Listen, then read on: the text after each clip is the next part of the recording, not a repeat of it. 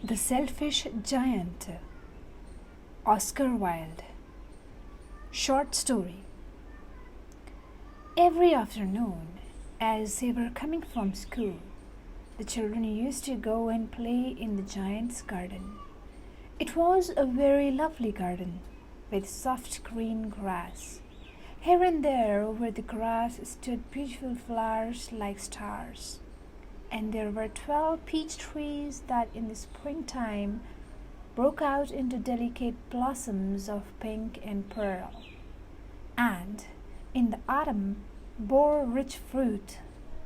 The birds sat on the trees and sang so sweetly that the children used to stop their games in order to listen to them. "How happy we are here!" they cried to each other. One day the giant came back. He had been to visit his friend, the Cornish ogre, and had stayed with him for 7 years. After the 7 years were over, he had said all that he had to say, for his conversation was limited, and he determined to return to his own castle. When he arrived, he saw the children playing in the garden. "What are you doing here?" he cried in a very gruff voice, and the children ran away. "My own garden is my own garden," said the giant.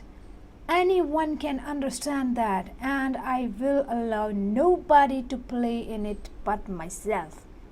So he built a high wall all around it and put up a notice board.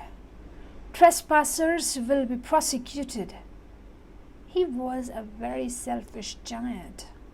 The poor children had now nowhere to play.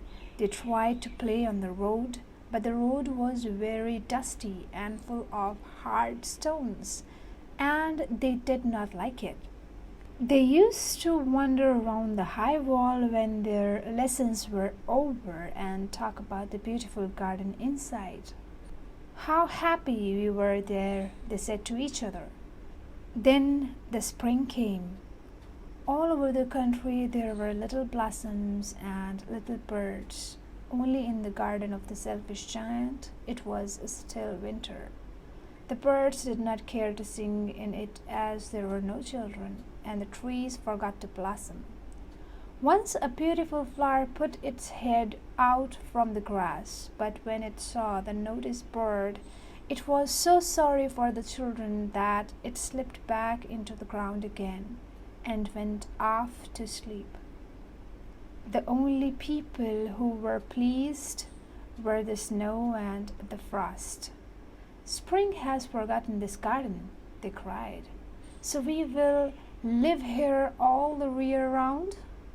The snow covered up the grass with her great white cloak, and the frost painted all the trees silver. Then they invited the north wind to stay with them, and he came. He was wrapped in furs, and he roared all day about the garden and blew the chimney pots down. "This is a delightful spot," he said. "We must ask the hail on a visit."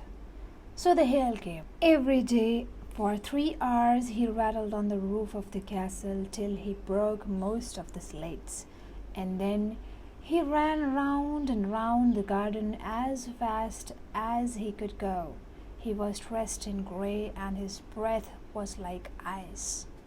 "I cannot understand why the spring is so late in coming," said the selfish giant, as he sat at the window and looked out at his cold white garden.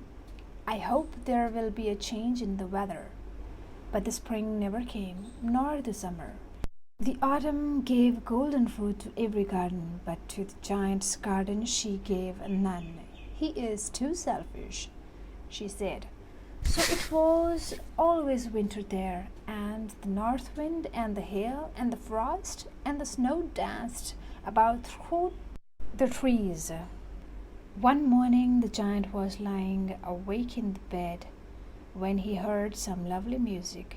It sounded so sweet to his ears that he thought it must be the king's musicians passing by. It was really only a little linnet singing outside his window, but it was so long since he had heard birds sing in his garden that it seemed to him to be the most beautiful music in the world. Then the hail stopped dancing over his head, and the north wind ceased roaring, and delicious perfume came to him through the open casement. "I believe the spring has come at last," said the giant, and he jumped out of bed and looked out. What did he see? He saw a most wonderful sight.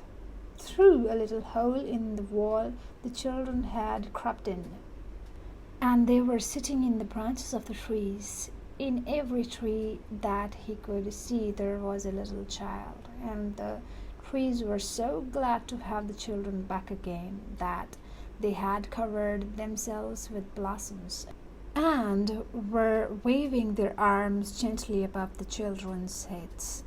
The birds were flying about and twittering with delight, and the flowers were looking up through the green grass and laughing. It was a lovely scene. Only in one corner it was still winter. It was the farthest corner of the garden, and in it was standing a little boy. He was so small that he could not reach up to the branches of the tree, and he was wandering all around it, crying bitterly.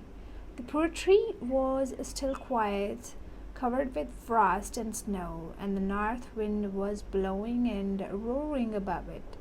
"Climb up, little boy," said the tree, and it bent its branches down as low as it could, but the boy was too tiny, and the giant's heart melted as he looked out.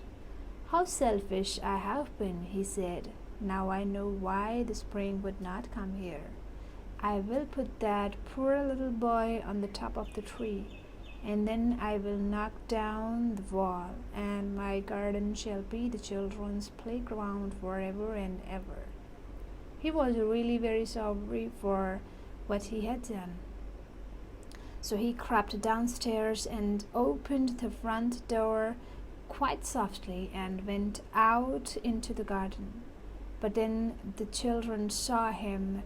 They were so frightened that they all ran away, and the garden became winter again.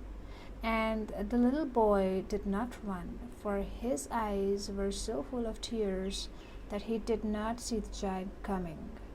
And the giant stole up behind him, took him gently in his hand, and put him up into the tree. And the tree broke at once into blossom, and the birds came and sang on it. And the little boy stretched out his two arms and flung them around the giant's neck and kissed him. And the other children, when they saw that the giant was not wicked any longer, came running back. With them came the spring. "It is your garden now, little children," said the giant, and he took a great axe and knocked down the wall. And when the people were going to market at 12 o'clock, they found the giant playing with children in the most beautiful garden they had ever seen. All day long they played, and in the evening they came to the giant to bid him goodbye. "But where is your little companion?" he said. "The boy I put into the tree." The giant loved him the best because he had kissed him. "We don't know," answered the children. "He has gone away. You must tell him to be sure and come here tomorrow," said the giant. But the children said that they did not know where he lived and had never seen him before, and the giant felt very sad. Every afternoon, when school was over, the children came and played with the giant, but the little boy whom the giant loved was never seen again. The giant was very kind to all the children, yet he longed for his first little friend and often spoke of him. "How I would like to see him," he used to say. Years went over, and the giant grew very old and feeble. He could not play about any more, So he sat in a huge armchair and watched the children at their games and admired his garden. I have many beautiful flowers, he said, but the children are the most beautiful flowers of all.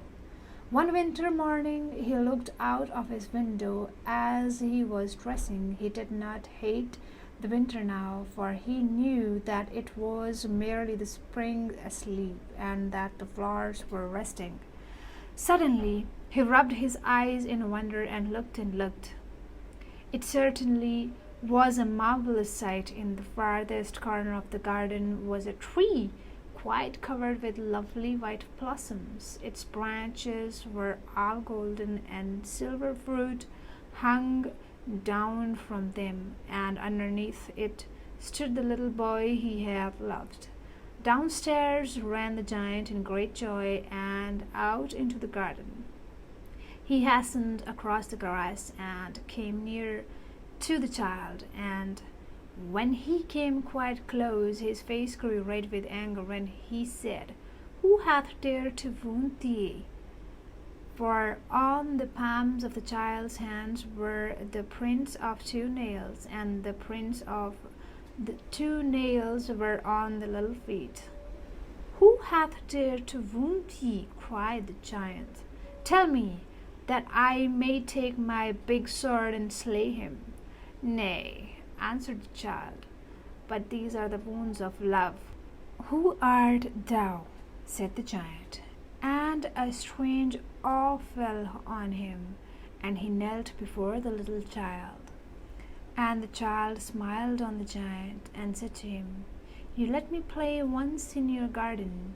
Today you shall come with me to my garden, which is paradise."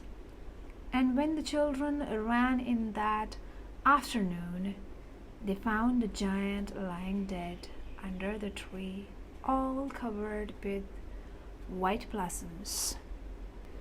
The Selfish Giant, Oscar Wilde. Story read by Saar Kour. Link to my Instagram account is in the description. Thank you for listening.